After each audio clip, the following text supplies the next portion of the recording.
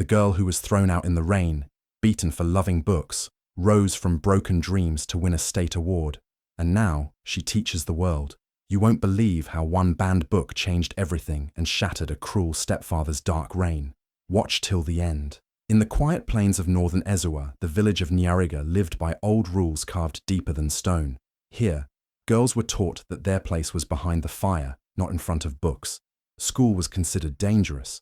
Dreaming was rebellious. The elders said education spoiled a girl's womb and poisoned her respect. In this dusty village, no one questioned the rules. No one, except Mweni. At just 14, Mweni was different. Her eyes sparkled with questions no one dared to ask. She moved slower when fetching water, not from laziness, but because she was thinking. She didn't just sweep the compound. She noticed the way shadows shifted with the sun. While other girls pounded yam, Mweni stole moments with charcoal and dried banana leaves, trying to write down the sounds she heard in her head. Letters, words, ideas. One night, after a long day, Mweni sat outside, staring at the sky. "Why do the stars move?" she whispered. Her mother stiffened. "Don't say such things out loud," she said quickly, eyes darting toward the hut. "Your stepfather." Because Buruji, Mweni's stepfather, didn't just hate books.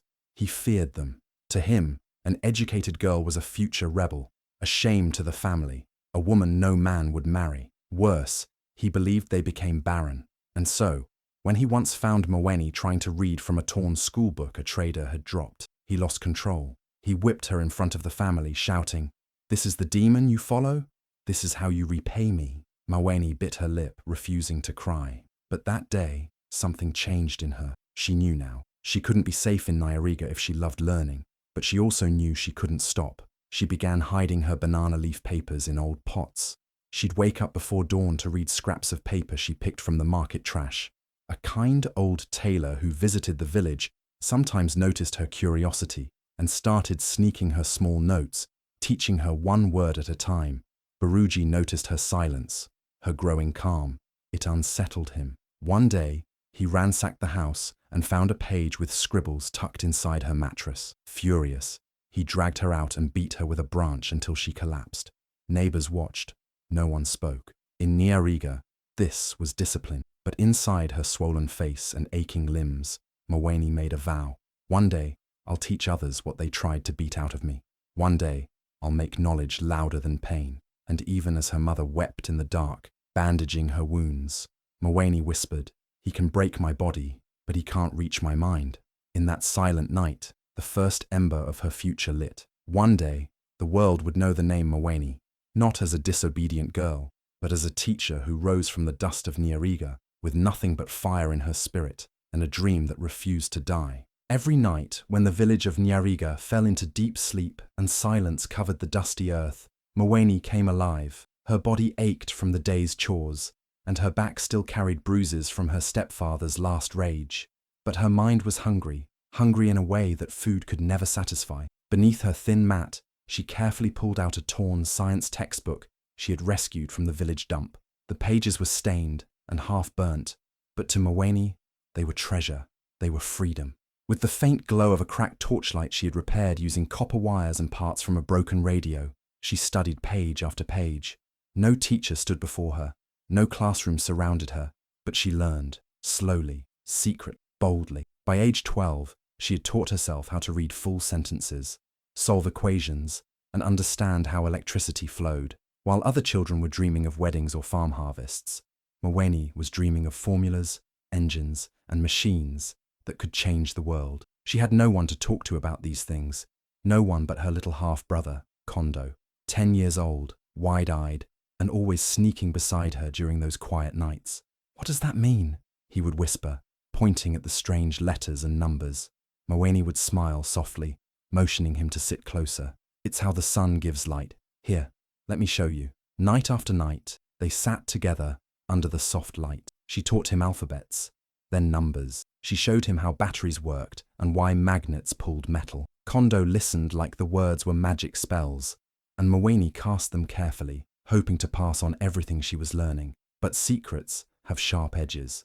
One evening, when Mweni forgot to hide the torn textbook properly, her stepfather came across it while searching for a rope. His face twisted with anger. He knew exactly what it meant. She had disobeyed him. Again, his voice echoed through the house like thunder. "You're still reading this filth!" he screamed. "This is why girls don't respect elders!" Kondo stood frozen in the corner, eyes wide with fear.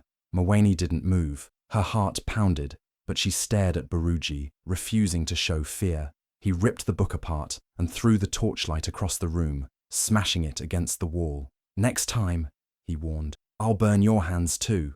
That night, the house went dark, but inside Mweni, the fire only grew stronger. The light he tried to destroy was now burning brighter in her chest, and Kondo, hiding under the mat, whispered with trembling lips, "Don't stop, Mweni. I still want to learn." She reached out, held his hand, and whispered back, "We'll find another way." In that silence, a silent promise was born. No matter the beatings, no matter the threats, knowledge would not die in the shadows of Nyariga, not while Mweni still had breath. One late night, the silence of Nyariga was broken by the heavy, unsteady footsteps of Buruji. He stumbled into the hut, drunk, the smell of palm wine thick around him. As he passed by Mweni's corner, a strange blue glow flickered beneath her old blanket. Suspicion flared in his drunken eyes. Without warning, he yanked the blanket away, and there she was, hunched over, reading again. In her hands, a battered textbook titled Basic Science for African Youths. The pages were held together with thread. The torchlight flickered weakly, but her focus had been strong, until now. Buruji's face twisted into pure rage. "So this is what you do in my house," he roared, "while I sweat to feed you." Before Mweni could answer, the first slap landed, hard and sharp. Then another. Her head snapped sideways. Her lips split open, but she didn't let go of the book. That made him angrier. "Whack! Whack! You want to become a witch? A witch who reads forbidden things?" he shouted, spitting with fury. "This is what cursed girls do." She clutched the book tighter, sobbing silently, her tears mixing with the blood on her chin. She said nothing, not a word, because she knew words would only bring more pain. Buruji's foot came down hard, kicking the book across the room like it was a snake. Pages flew. The torch broke. The light died. Her mother stood near the doorway, trembling. She opened her mouth, but no words came. She looked down, hands shaking, too afraid to step in. This wasn't the first time. It wouldn't be the last. She had tried once, long ago, and paid dearly. Now, she chose silence. Buruji pointed at Mweni, breathing heavily. "From today, your world ends. No more of this madness. You want to shame me? Not in my house." That night, the rules changed. He locked her small room with a padlock. He tore up the old mat she used as her study space. Every book, every scrap of paper, he gathered and burned in the cooking fire, feeding the flames with her dreams. Mweni sat inside, behind the locked wooden door, staring at the empty walls. Her lip was swollen, her heart bruised, but she did not cry anymore. She just sat in silence, listening to the wind outside. The next day, he told the neighbors she had become wild, disrespectful, and needed correction. Some nodded in agreement. Others looked away. Only Kondo dared sneak her a small folded note under the door, a message written in shaky letters. "Don't give up." Mweni unfolded the note slowly and stared at those 3 words. Her fingers trembled, but her jaw tightened. He had taken her books. He had locked her away, but he couldn't lock away her mind. And as the sun rose over Nyariga the next morning, Mweni whispered to herself, "He thinks he's finished me, but I've only just started." The rain poured heavily that night, drumming against the rooftops of Nyariga like the earth itself was weeping. Inside Buruji's hut, Mweni sat quietly in the corner, a new book hidden beneath her wrapper. She had borrowed it from the daughter of a traveling trader who visited the village every moon. The title lit up her heart, The Girl Who Built a Windmill. As she flipped through the pages, her imagination soared until the door creaked open. Buruji stood there. His eyes caught the book. His face darkened like a storm. "You again," he growled. Before Mweni could move, he rushed over, grabbed her by the hair, and yanked her to her feet. Her small frame trembled, but she didn't cry. The book slipped from her hands, falling to the floor. "You still choose books over obedience? Over respect?" he shouted. Then, without a second thought, he dragged her to the door. Her mother cried out, "Please, Buruji, she's just a child." But he silenced her with a glare that froze her words. Buruji flung the door open. The wind howled. Rain lashed down in angry sheets. He pushed Mawani outside. Hard. She slipped and fell on the muddy ground. "You are no longer my daughter," he yelled from the doorway. "Go learn from the street since you love books more than your family." Then he slammed the door shut. Mawani lay there, her body aching, the cold rain soaking her thin clothes. Her hair stuck to her face, and mud clung to her skin. But even in that moment of pain and shame, her hands searched for the book. It lay nearby, wet and torn, but still whole.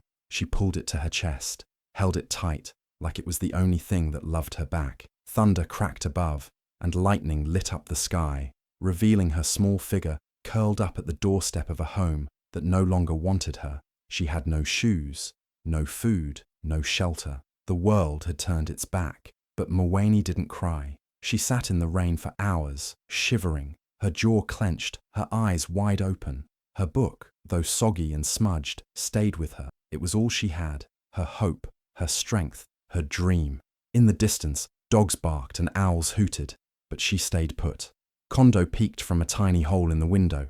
He wanted to run out to her, but fear held him back. His small hands pressed against the glass, eyes wet with guilt. Mawani didn't move. She couldn't go back inside, and she wouldn't give up. That night, beneath the open sky and the harsh beat of rain, she made a vow. One day, she would be like the girl in the book. She would build something greater than pain, stronger than hate, and no one, not even Baruji, could stop her. The wind was calmer by morning, but the ground still held the weight of last night's storm. At the far edge of Nyariga, where rusted cars sat like sleeping beasts and oil stained the earth black, Zemo's garage buzzed quietly. Zemo, a quiet 27-year-old man with rough hands and a soft heart, was heading home late after fixing a stubborn generator. His boots crunched through puddles and gravel as he approached the garage. Then he stopped.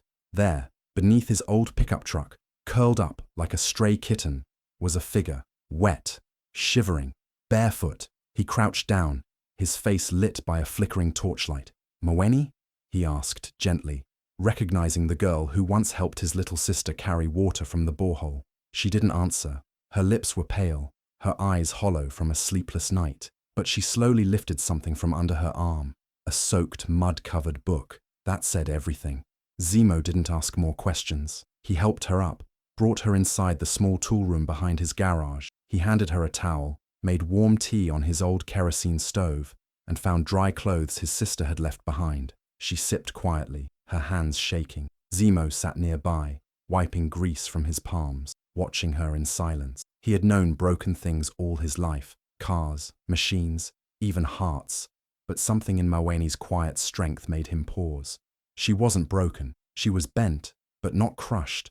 That night, she slept on an old mattress between shelves of bolts and wrenches. For the first time in days, she wasn't afraid of footsteps or fists.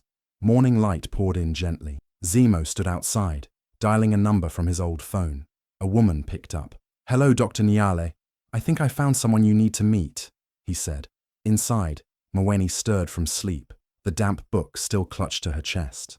She had no idea that call would change her life forever. 2 hills away from the harsh memories of Nyariga lay the town of Dandari. It wasn't loud or busy, but tucked behind a row of old market stalls stood a building that buzzed with quiet magic. It wasn't fancy, just 4 walls, a leaky roof, and rows of wooden benches, but inside lived hope. This was Madame Kasandu's night school, a place not found on any map, a place where abandoned children found light after dark. Zemo arrived with Mawani one chilly evening. Her clothes were clean now, her eyes clearer, but her hands still held that same soaked book. Madame Kasandu, a wise woman with silver hair and sharp eyes, welcomed them in. "She needs a place to learn," Zemo said softly. Kasandu looked at the girl, saw the silence in her stare, the strength behind it. She handed Mawani a worn-out math sheet, long division, fractions, puzzles. Mawani didn't hesitate. She grabbed a pencil, bent over the paper, and solved every question with quiet focus. In 5 minutes, she handed it back. Kasandu read it, her brows rising in shock. "Who taught you this?" Mawani looked up. "Old books and banana leaves." A smile tugged at Kasandu's lips. From that moment, Mawani wasn't just another student. She was a spark. In weeks, she became the heart of the night school. While others struggled with their letters, Mawani helped them read. When the solar lamp flickered one night, she opened it up, rewired it, and got it shining again. Kesandu watched in awe as Mweni taught a younger boy how to make a simple fan from bottle caps and an old motor. Then came her biggest achievement yet. Using scrap wires, a broken fan coil and soda cans, Mweni built a small generator that could power the school's lights for hours. The children cheered. Madame Kesandu cried. "She is different," Kesandu whispered to Zemo. "She is born for more." Word spread quietly through Dandari about the girl who fixed light and taught others to read. But Mweni didn't care about fame. She stayed focused, head down, eyes forward. Every night, she studied under Kesandu's guidance. Every day, she taught others. Her mind soaked up everything like dry soil drinking rain. But deep inside, she knew this was just the beginning, because something bigger was calling her, and for the first time in her life, she was ready to answer it. One morning, a notice was pinned to the board at Dandari Night School. It read, "Governor's Science Innovation Challenge, open to all under 18. Madame Kesandu read it aloud, her eyes lighting up with hope. "You should enter, Mweni," she said. Mweni hesitated. She had no lab, no tools, no laptop, but she had an idea. Something simple, something powerful. She began collecting things: charcoal, sand, clay pots, plastic bottles, and bottle caps. She worked late into the night, testing and tweaking. Her goal? A device that could clean dirty water using only what a poor village child could find. After days of trial and error, she finally made it. A basic but working water purifier. The day of the challenge came. It was held in the capital city of Tombu, a place full of glass buildings, wide roads, and people in polished shoes. Mweni arrived in worn sandals, carrying a wooden box wrapped in cloth. Her hands were stained with clay. Her eyes were sharp with purpose. Inside the grand hall, the other participants stood beside glossy tables, displaying robots, drones, and machines made from expensive parts. Most of them came from private schools. Their uniforms were crisp. Their parents watched proudly. Mweni stood alone, barefoot, ignored. When it was her turn, some judges looked amused. One even whispered, "What can a village girl show us?" But Mweni said nothing. She simply placed muddy water into the top of her handmade purifier, waited a moment, and watched as clear water dripped slowly from the bottom into a glass. The judges leaned in. They took the glass. They tasted it. Silence. Then, one judge whispered, "This is drinkable." Another asked, "How did you build this?" She calmly explained each part: how charcoal absorbs impurities, how sand filters particles, how clay helps cool and purify, and how bottle caps helped with controlled flow. The room fell into a stunned hush. A week passed. Then the announcement came. Mweni had won. She didn't just win. She shocked the entire state. Photos of her holding her wooden box and wearing her new medal went viral. News outlets praised her invention. People couldn't believe that a girl with no formal education had beaten the smartest students in the region. She was awarded a full scholarship to the best science academy in Azua. The governor himself pinned the state medal on her chest and called her a national treasure. Her name echoed across schools, villages, and even universities. Back in Nyariga, those who once mocked her now stared at her face on television. Her stepfather sat in silence. Her mother wept quietly, but Mweni didn't look back. She stood in front of the cameras, smiling, holding the same clay-covered purifier in her hands. She had proved that even a girl thrown out in the rain could shine brighter than any star.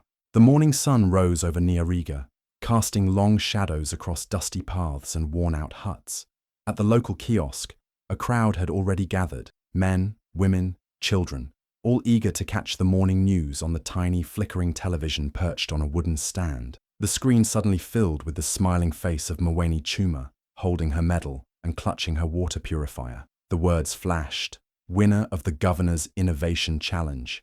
Gasps rippled through the crowd. Old women began to clap slowly, their hands shaking with joy. Children who barely knew the world beyond their village shouted in excitement, "Mweni! Mweni!" The name spread like wildfire, but in the corner, Baruji stood frozen. His rough hands trembled, and he dropped his calabash of palm wine, the deep red liquid spilling on the ground. His eyes widened. She's alive?" he muttered, disbelief mixing with a sudden fear he couldn't hide. The news didn't stop at the kiosk. Reporters, hungry for a story that would capture hearts, arrived at Nyariga by afternoon. They went from hut to hut, asking about the girl who had stunned the whole region. When they finally found Buruji, he was sitting on a cracked wooden bench outside his home, staring blankly at the dirt. A reporter approached him, microphone in hand, and asked, "Are you proud of your daughter, Buruji?" He swallowed hard, sweat dripping down his forehead. His voice cracked as he stammered, "Yes. No. I did my best." The villagers watched quietly, eyes narrowed, knowing the truth buried beneath his words. They remembered how he had beaten her, locked her away, and finally thrown her into the rain. Now, the same girl he tried to break was shining brighter than anyone could have imagined. Whispers spread quickly. "She is a miracle. She is stronger than us all. Her mind is a weapon no one could take." Children imitated her, trying to build little machines from scraps. Mothers told their daughters, "Learn from Mweni. Don't give up." Even some men, who once dismissed girls' dreams, began to nod with respect. Buruji's silence became louder than words.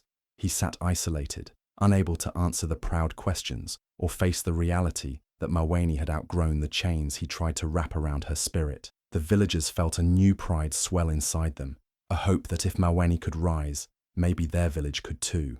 And all it took was one girl, one dream, and the courage to fight against the darkness. The cameras rolled on, capturing the story that would travel far beyond Nyariga, of a girl who was beaten, cast out, but refused to be broken. A girl who was now teaching the world. 3 years had passed since Mweni left Nyariga, and when she returned, she was no longer the small, scared girl thrown out into the rain. Now she stood tall and proud at 17, wearing a neat blue blazer and her hair styled in a braided crown that glowed with confidence. She wasn't just coming back for a visit, she was bringing hope and change with her. Behind her, a convoy of buses rolled into the village, packed with laptops, stacks of books, and a group of eager new teachers ready to transform the way children learned. This was no ordinary day for Nyariga.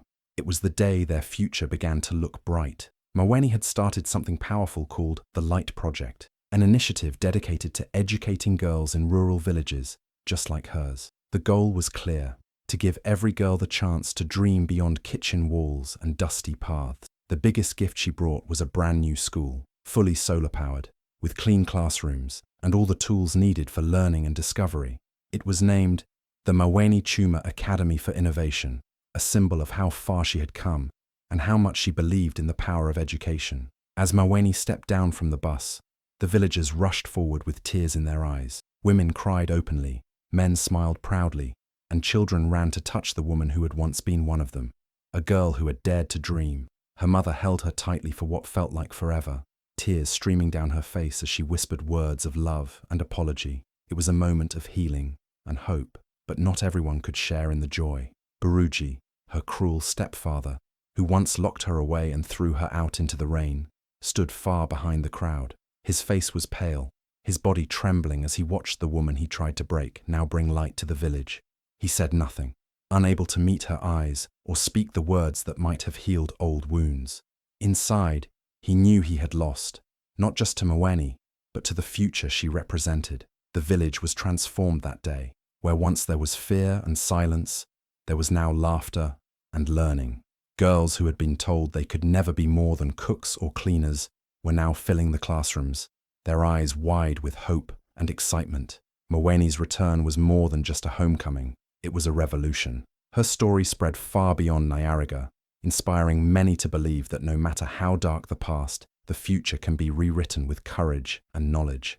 Mweni had returned not just as a girl who survived, but as the queen of knowledge, leading her people out of the shadows and into the light. The Mweni Chuma Academy wasn't just a school, it was a promise that every girl in the village would have a chance to change her story, and that promise was unstoppable. Today, Mweni stands tall on the world's biggest stages, from Nairobi's bustling halls to the grand conference rooms in Geneva. She speaks with a calm strength that captures every listener's heart. Her voice carries the story of a girl who was once beaten for simply loving books, who was punished for wanting to learn.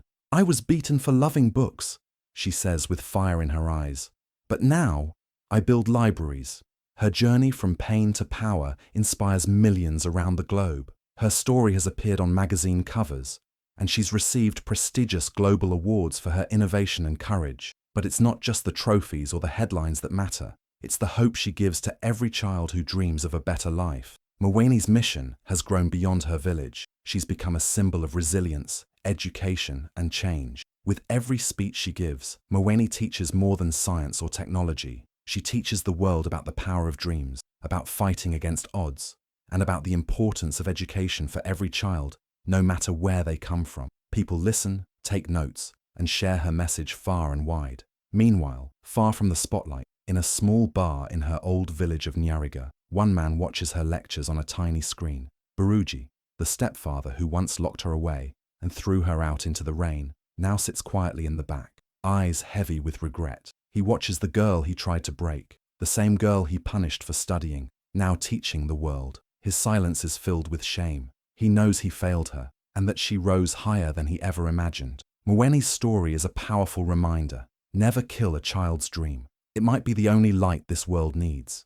Despite the cruelty she faced, she never gave up. She turned pain into purpose and built a future not just for herself, but for thousands who followed her path. Her journey shows how one person's courage can change many lives. From a small village to global stages, Mwene's light shines bright, teaching the world that education is a weapon stronger than hate and dreams are worth fighting for. This is the story of a girl who once hid under a blanket with a torn book and now stands as a beacon of hope, proving that no matter where you start, your future can be limitless.